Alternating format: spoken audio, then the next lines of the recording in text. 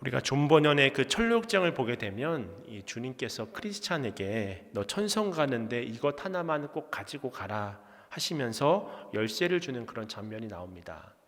근데 크리스천이 천성에 가다가 이 아볼론이라는 마귀 대장을 만나서 감옥에 갇히는 일이 벌어지게 되는데요. 그렇게 감옥에 갇혀서 하루가 지나고 이틀이 지나고 또 사나흘이 지나자 너무나 답답한 마음이 드는 것입니다. 그때 주님이 주신 열쇠가 불현듯 떠올라서 감옥에 자물쇠 구멍에 열쇠를 놓고 돌리자 이 굳게 닫힌 문이 활짝 열려서 이 감옥 문을 나오는 그런 장면을 우리가 볼 수 있는데요. 이처럼 우리가 험악한 이 세상을 하나님의 자녀로서 승리하는 삶을 살아갈 수 있도록 주신 그 열쇠, 그 무기가 무엇이냐? 그것이 바로 기도라고 하는 것입니다. 우리는 이 기도라고 하는 무기, 이 열쇠를 통해서 세상을 이길 수 있는 힘을 얻게 되는 것입니다. 때로는 우리가 이 인생을 살다 보면 하나님께서 침묵하시는 것만 같은 그런 때를 우리가 경험을 하게 됩니다. 아무리 수고해도 사역에 열매가 없을 수도 있고요. 또 가족이 변화되어지지 않는 것처럼 보일 수도 있습니다. 언제나 주변에서는 나를 찌르려는 이 가시 같은 사람들이 있고 또 힘든 일도 계속 있고요. 어떤 때는 이런 힘든 일들이 한 가지만 있어도 참 내 마음이 어렵고 낙심이 될 때도 있고 두렵고 한데 여러 가지가 동시에 찾아오는 그런 일들도 우리가 인생을 살아가다 보면 경험하게 된다는 것입니다. 그러다 보면 나도 모르게 낙심하게 되는 것입니다. 변화가 안 되는 상황들을 바라보며 기도하기는커녕 기도할 힘조차 잃어버려서 기도하는 것을 쉬는 죄를 범해버리는 그런 잘못을 범하는 것들도 경험을 하게 됩니다. 그렇다면 우리가 어떻게 살아갈 때 이런 현실이 주는 문제에 낙담하지 않고 하나님께서 주신 그 열쇠, 하나님께서 주신 그 무기, 그 기도라는 힘을 가지고 늘 승리하는 그런 삶을 살아갈 수 있을까요? 우리가 오늘 본문을 살펴보면 한 과부와 재판관이 등장을 합니다. 근데 이 재판관의 문제는 무엇이냐면 하나님을 경외하지 않는 그런 재판장이었다고 하는 것입니다. 그러니까 억울한 일을 이 과부가 당했음에도 불구하고 해결할 방법이 없는 것입니다. 그러다 보니 이 과부가 할 수 있는 일은 밤이고 낮이고 재판관이 오고 가고 드나드는 그 모든 길 가운데 이 길목을 지키고 있다가 나타나기만 하면 내 억울한 문제들, 내 답답한 문제들 해결해 주십시오. 계속해서 간청을 하는 것입니다. 처음에는 이 재판관이 과부를 거들떠보지도 않았습니다. 왜냐하면 그 당시 소외받는 대표적인 계층, 과부와 고아와 나그네를 성경에서는 대표적으로 이야기를 하잖아요. 힘이 있던 사람들도 무시할 판인데 힘없고 연약한 또 아무도 돌보지 않는 그런 연약한 과부를 이 재판관이 어떻게 대했을지, 하나님을 경외하지도 않는 그 재판관이 이 과부를 어떤 표정으로 어떤 말로 어떻게 대했을지 우리가 충분히 짐작할 수 있는 것이 아니겠습니까? 그런데 그 여인이 그렇게 끈질기게 포기하지 않고 간청을 하니까 이 재판관이 너무나 괴로운 거예요. 집 밖에 나가기만 하면 재판관님, 제 억울한 것 좀 해결해 주세요. 어디 길을 가는데도 갑자기 불쑥 나타나서 재판장님, 제 억울한 일 좀 제발 풀어주세요. 해결해 주세요. 마주칠 때마다 해결해 달라, 풀어달라, 좀 바꾸어 달라 계속해서 요청을 하는 것입니다. 그렇게 되니까 이제는 이 재판관이 생각을 하게 되는 거예요. 그래, 내가 이 여인에게 이 돈을 받을 일도 없고 또 정의롭게 재판해줄 마음도 없지만 이 과부의 억울한 일만큼은 풀어줘야겠다. 그래야 내가 좀 편안하게 지낼 수 있지 않겠는가. 그런 생각까지 하게 된다고 하는 것입니다. 그래서 이 재판관이 이 억울한 과부의 사정을 바로 재판해 주었다고 하는 거예요. 이것이 바로 오늘 본문의 내용이라고 하는 것입니다. 근데 우리가 여기서 잘 생각해 보아야 할 것이 무엇이냐면 우리 아버지 되시는 하나님은 어떤 분이십니까? 이 재판관과는 달리 우리를 향해서 십자가 사랑을 친히 보여주신 분이시잖아요. 지금도 우리를 향해서 무한한 사랑을 베풀어 주시는 분이 우리 아버지 되신 하나님이 아니시겠습니까? 그렇다고 한다면 하나님께서 우리의 그 간절한 기도를 들어주지 않을 리는 없는 것입니다. 결국 우리가 오늘의 이 본문 말씀을 아멘으로 받을 수만 있다면, 그렇게 아멘으로 받고 믿음으로 기도할 수만 있다면 오늘 이 밤에 여러분이 드리는 그 모든 기도의 제목들은 하나님의 때에 반드시 응답될 것을 믿습니다. 할렐루야. 이것은 제 말이 아니라 오늘 성경 본문이 기록하고 있는 내용이잖아요. 주님이 강조하시는 내용이잖아요. 그래서 오늘 보면 1절을 보게 되면요, 하나님께서 이 말씀을 우리에게 허락하신 이유를 구체적으로 밝혀주고 있는데, 오늘 보면 1절 말씀을 우리 함께 읽도록 하겠습니다. 시작. 예수께서 그들에게 항상 기도하고 낙심하지 말아야 할 것을 비유로 말씀하여. 그러니까 항상 기도하되 중간에 낙심해서 기도를 포기하지 말라고 하는 것입니다. 낙심한다고 하는 것은 그 단어 그 뜻 자체로 본다고 한다면 마음이 떨어지는 것이잖아요. 사실 우리의 마음에 그 생명의 근원이 어디에 있습니까? 우리의 마음 안에 있거든요. 마음이 불안하면 억만금을 가지고 있다고 할지라도, 아무리 높은 지위에 올라가 있다고 할지라도 밤잠을 이루질 못해요. 염려와 두려움과 근심에 사로잡혀서 죽음보다 더 두려운 공포를 느끼게 되는 것입니다. 결국 우리의 마음이 그 생명의 근원인데, 이 마음의 힘을 잃어버리면 모든 것을 할 수 있는 그 힘 자체를 상실해 버리는 거예요. 아무리 힘이 있다고 할지라도 어떻게 할 수가 없습니다. 마음이 무너져 내리면. 그래서 우리 주님께서는 우리가 기도하다 보면 이와 같이 낙심한 일을 만날 때가 있다고 하는 것입니다. 연약하니까, 사람이니까요. 그러니까 넘어질 때가 있는 거죠. 그렇다고 할지라도 절대로 하나님 우리의 연약함을 아시기 때문에 낙심할 때가 있겠지만, 그럼에도 불구하고 절대로 기도를 중단하면 안 된다고 우리에게 말씀해 주고 있다고 하는 것입니다. 그러니까 오늘 본문의 초점은 단순히 낙심하지 말라고 하는 그런 이야기가 아니라, 낙심하지 말고 무엇을 하라? 기도하라. 그것이 바로 우리가 생명의 길, 우리가 승리하는 길이라고 하는 것입니다. 그렇다면 이 말씀 앞에선 여러분은 혹시 낙심한 일을 만나 기도하다가 중단했던 기도 제목은 없으십니까? 그렇다면 좀 더 우리가 어떻게 기도할 때 이 낙심하지 않고 응답받는 그런 어떤 생명력이 넘치는 그런 크리스천으로서의 삶을 살아갈 수 있을까요? 오늘은 본문을 근거로 좀 크게 두 가지로 나누어 말씀의 은혜를 함께 나누고자 하는데요. 그렇다면 어떻게 기도할 때 우리는 응답받는 기도의 삶을 살아갈 수 있을까요? 그 첫 번째는 바로 끈질기게 기도해야 한다고 하는 것입니다. 오늘 본문 1절을 제가 다시 한번 읽어드리겠습니다.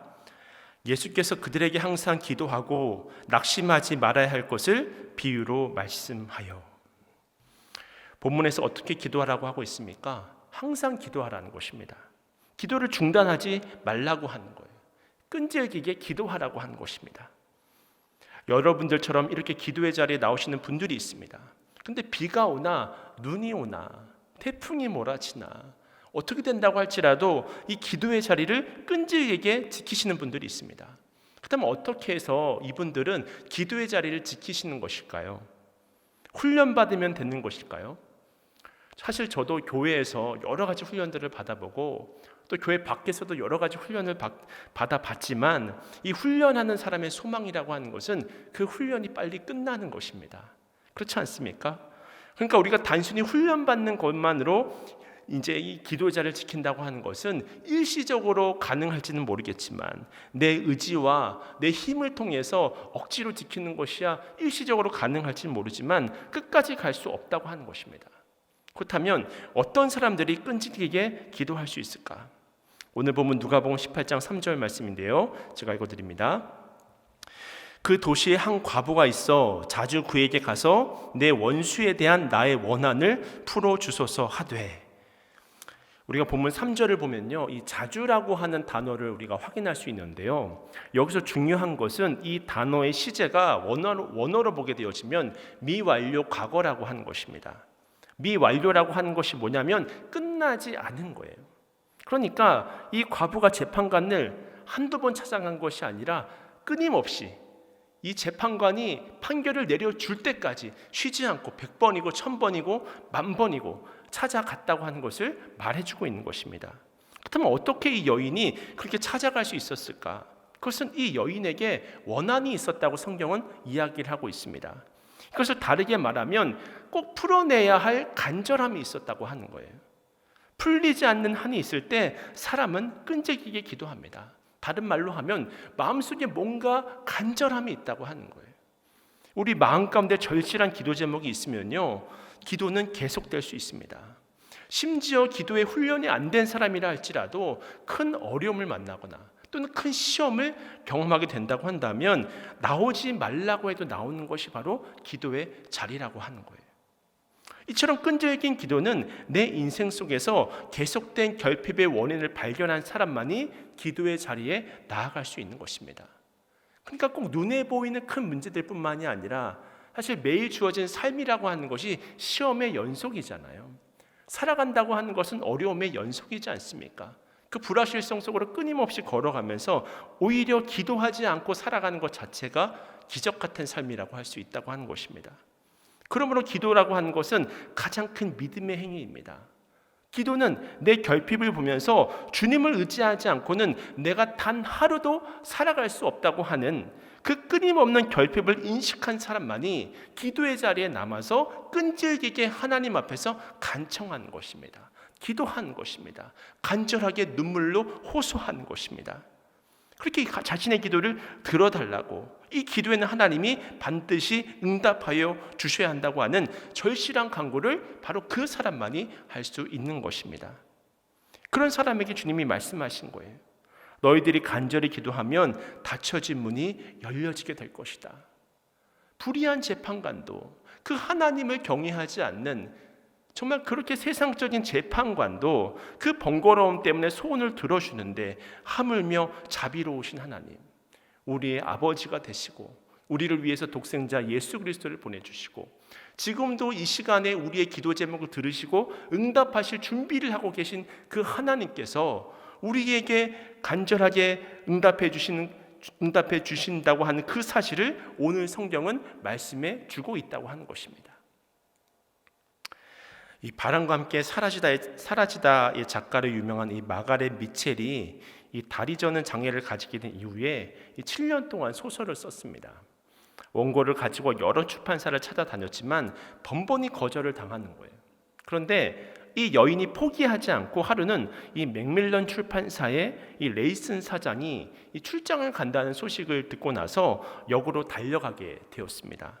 그리고 그 원고 문치를 사장에게 건네주면서 제발 이 원고 문치를 한 번만 읽어달라고 간청을 하게 되니까 그 사장이 마지못해서 그 원고를 받아가지고는 가방에 넣은 것입니다.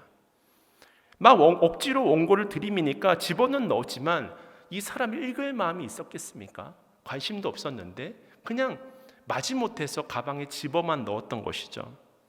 그렇게 기차를 타고 잊어버리고 한참을 가고 있는데 전보가 하나 날라온 거예요. 제발 저의 원고 좀 한번 읽어봐 주세요. 물론 처음에는 이 사장이 이것을 무시했습니다. 그랬더니 이튿날 제 원고를 한 번만 더 읽어달라고 전보가 계속해서 오는 거예요. 마치 오늘 불의한 재판장이 과부에게 맞닥뜨리는 것과 마찬가지로 계속해서 이분에게 이 원고를 한 번만 읽어달라고 전보가 온 것입니다. 그러다 보니까 본인도 처음에는 무심코 그 원고를 받았다가 이제 읽게 되는 것이죠. 신경이 쓰이니까. 그래서 그 원고를 쭉 훑어보는데 너무나 재밌는 거예요. 그렇게 해가지고 출간하게 된 것이 바로 이 바람과 함께 사라지다라고 하는 것입니다. 그리고 이것이 워낙 인기가 있어서 여러분도 잘 아시다시피 영화로까지 만들어지지 않았겠습니까? 여러분, 우리 하나님은 불의한 재판장이나 레이슨 사장처럼 우리의 사정을 귀찮아하시는 분이 아니시잖아요.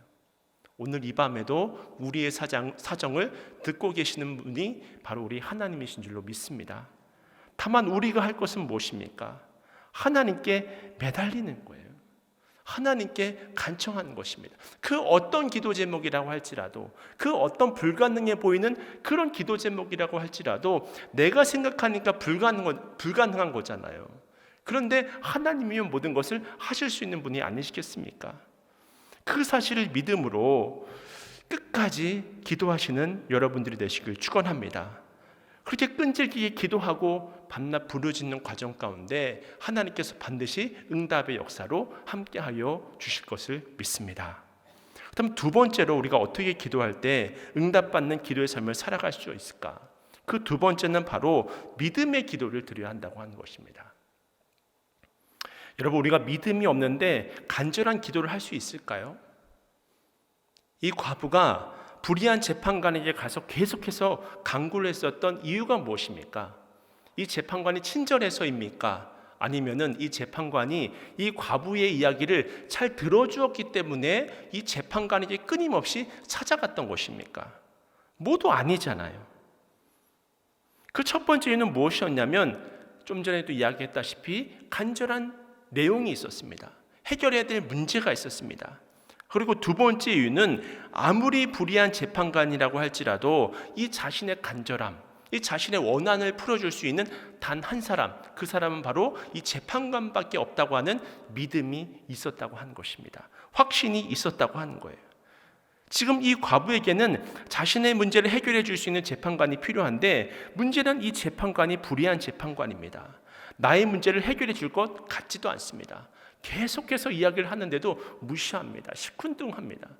참 자존심도 상하겠죠. 참 어려움도 경험했겠죠. 그런데도 이 문제를 해결해 줄 수 있는 사람이 불의하지만, 날마다 내 말을 무시하지만 그 사람이 바로 내 문제를 해결해 줄 수 있다고 하는 거예요. 그러니까 그 사람을 찾아갈 수밖에 없고 끝까지 간청을 했고, 그래서 응답을 받아냈다고 하는 것입니다. 그런 의미에서 어떤 사람이 여러분 끝까지 기도할 수 있을까요? 어떤 사람이 낙심하지 않고 기도의 자리를 지킬 수 있을까요? 그것은 바로 하나님만이 내 자녀의 문제를 해결해 줄 수 있다고 하는 믿음이 있는 사람입니다. 하나님만이 우리 가정의 문제를 해결해 주실 수가 있고, 하나님만이 내 진로의 문제를 해결해 주실 수가 있는 유일한 분이라고 하는 그 믿음이 있는 사람만이 끝까지 기도를 해서 마침내 응답을 받아내는 것입니다. 저는 그런 기도의 주인공이 오늘 이 밤에 여러분 모두가 되시기를 주님의 이름으로 축원을 드립니다. 오늘 보면 8절 말씀인데요, 8절 말씀 우리 함께 읽도록 하겠습니다. 시작. 내가 너희에게 이르노니 속히 그 원한을 풀어주시리라. 그러나 인자가 올 때에 세상에서 믿음을 보겠느냐 하시니라. 아멘. 하나님께서 어떻게 원한을 풀어주신다고 말씀하고 계십니까? 속히 풀어주신다고 하는 거예요. 물론 이 속히라고 하는 말이 하나님의 관점이지 우리가 기대했던 타이밍이 아닐 수가 있습니다. 나는 바로 지금을 요구하지만 하나님의 속히는 내가 생각하는 그 속히가 아닐 수도 있습니다. 하지만 한 가지 분명한 사실은 하나님께 나아가는 것만이 가장 속히 우리의 문제가 해결함을 받을 수 있는, 속히뿐만이 아니라 가장 완벽하게 완전하게 해결함을 받을 수 있는 유일한 방법이라고 하는 것입니다. 근데 이 여인이 좀 더 빨리 응답을 받기 위해서 불의한 재판관에게 말하다가 안 되어서 다른 사람을 찾아다닌다고 생각해 보세요. 그 문제는 영원히 해결할 수가 없는 것입니다. 불의한 재판관에게 응답받는 것이 가장 힘든데, 그래도 가장 빠른 방법은 어떻게 해서든지 이 재판관을 설득하든 간청을 하든 응답을 받아내는 것입니다. 왜냐하면 그 재판관에게 결정권이 있기 때문입니다. 오늘 본문에서 속히 그 원한을 풀어주겠다고 약속하신 분이 누구십니까? 불의한 재판관입니까? 하나님이시잖아요. 불의한 재판관이 아니라 반복해서 계속 드리는 말씀이지만 우리를 위해서 십자가에서 피를 흘리신 그 하나님께서 속히 원한을 풀어주시겠다고 말씀하시는 거예요. 근데 우리가 기도하지 못할 이유가 무엇이 있겠습니까? 우리가 내놓지 못할 기도 제목이 무엇이 있겠습니까? 이 약속의 말씀이 여러분의 가슴 깊은 곳에 새겨지는 역사가 있기를 주님의 이름으로 축원합니다. 안 될 때, 내 기도 응답과 더 멀리 다른 상황이 발생할 때마다 속히 풀어주시리라. 하나님께서 내 기도 제목을 속히 풀어주신다 약속하셨다. 그 속히라고 하는 것이 내가 원하는 때가 아닐 수도 있다. 하지만 하나님의 때에 가장 완벽한 방법으로 내 문제를 풀어주실 것이다. 이 약속의 말씀을 오늘 이 밤에 여러분들이 붙드셔야 되는 것입니다. 그러면 내 자녀를 향한, 우리 가족을 향한 간절한 기도 제목이 마침내 응답되는 놀라운 역사가 일어나는 거예요. 이제 이야기만 드리고 말씀을 마치고자 하는데요, 이 허디슨 테일러 선교사님이 중국에서 사역을 하다가 이 건강을 상하게 돼서 몸좀 눕게 되었습니다. 지금 선교사님들이 많이 필요한 상황인데, 그래서 모집을 하러 나아가야 하는데 그럴 건강 상태가 안 되니까 그냥 몸져 누워만 있는 거예요. 몸만 건강하면 빨리 영국 본국으로 돌아가서 중국 선교사가 많이 필요합니다. 여러분들이 선교사로 지원해 주셔야 합니다. 그렇게 외쳤을 텐데, 그렇게 모집을 해야 될 상황인데 자리에 누워 있으니 뭐밖에 할 수 없습니까? 기도밖에 할 것이 없는 거예요. 기도를 하는 것입니다. 하나님, 선교사가 18명이 필요합니다. 보내주시옵소서. 18명의 귀중한 선교사님들을 보내주시옵소서. 간절히 기도했다고 하는 것입니다. 근데 참 놀랍게도 18명의 선교 지원자가 다니면서 선교 모집을 하지도 않았는데 딱 18명이 모집이 됐다고 하는 거예요. 누가 하신 것입니까? 주님이 하신 거죠. 그렇게 모집이 됐다고 하는 거예요. 그래서 18군데로 선교사를 보낼 수 있었다고 하는 것입니다. 자신은 홍보 활동도 하지도 못했는데 몸져 누워 있어서 기도만 했을 뿐인데 하나님께서 어떻게 하신 것입니까? 속히 하나님의 때에 가장 완벽한 방법으로 기도 응답으로 나타나셨던 것입니다. 그때 이 허드슨 테일러 선교사님이 그때 일을 일기로 쓰면서 이렇게 이야기를 하셨습니다. 만약에 내가 다니면서 선교사 지원자를 요청하고 그리고 그들을 뽑아서 선교사를 보냈다면 아마 내가 했을 것이라고 생각했을 것입니다. 그런데 나는 아무것도 할 수 없어서 그냥 하나님께 기도밖에 할 수 없어서 기도만 했는데 18명의 선교사를 보낼 수 있게 되었습니다. 할렐루야. 우리가 인생을 살다 보면 얼마나 낙심한 일들이 많습니까? 그 낙심한 일들은 예고하고 찾아오지 않아요. 불현듯 찾아옵니다. 그래서 우리를 낙심케 합니다. 실망케 합니다. 상황이 흔들리게 하고 사람에게 실망케 하고 끊임없이 우리의 마음을 흔들어 버리는 거예요. 그래서 마음이 떨어지도록, 그래서 아무것도 하지 못하는 무기력한 상태로 우리를 만들어 버리는 것입니다. 그때 우리가 이 문제를 해결할 수 있는 방법은 우리의 문제를 해결해 주실 수 있는 분이 하나님밖에 없으시다. 그 하나님께서 오늘 본문 말씀처럼 속히 해주신다고 하시네. 가장 완벽하게 풀어내 주신다고 하시네. 그 문제를 풀어내 주실 분은 사람이 아니고 세상적인 방법이 아니고 하나님밖에 없네. 여러분, 답은 나와 있습니다. 그럼 이제 어떻게 해야 되는 것이죠? 이 밤에 하나님 앞에 강청해야 되는 거죠. 하나님 앞에 응답 받을 때까지 계속해서 여러분의 문제를 붙들고 기도해야 되는 것입니다. 그때 우리의 삶이, 그때 우리의 인생이 하나님의 뜻과 방법대로 아름다운 삶으로 변화될 수 있는 것입니다. 바라기는 날마다 믿음과 기도의 자리를 온전히 지켜서 간절히 기도하는 모든 제목들마다 온전한 응답을 통해서 늘 하나님의 살아계심을 누리며 주님 주시는 기쁨과 감사와 평강 가운데 늘 승리하는 삶을 살아가시는 여러분 모두가 되시기를 주님의 이름으로 간절히 축원을 드립니다.